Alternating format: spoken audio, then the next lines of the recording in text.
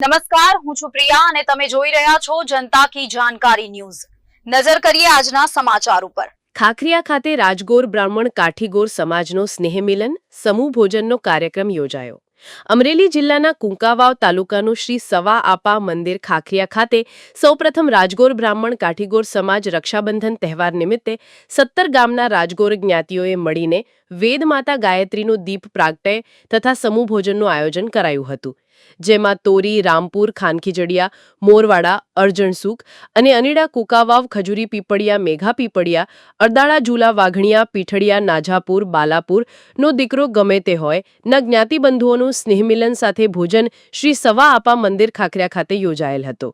આ કાર્યક્રમનું આયોજન કરવાનો વિચાર ખાનખીજડીયાથી કેતનભાઈ ગિરધરભાઈ બોરીસાગરને આવ્યો હતો। કાર્યક્રમની સફળતા માટે રાજગોર ભાઈઓએ તેમજ સાથ મદદરૂપ સહકાર આપીને સઘંટનું પ્રતીક દર્શાવ્યું અને આ એક નાના આયોજનથી શરૂઆત કરી છે।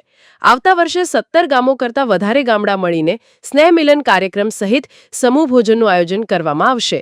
અહેવાલ રસિક વેગડા।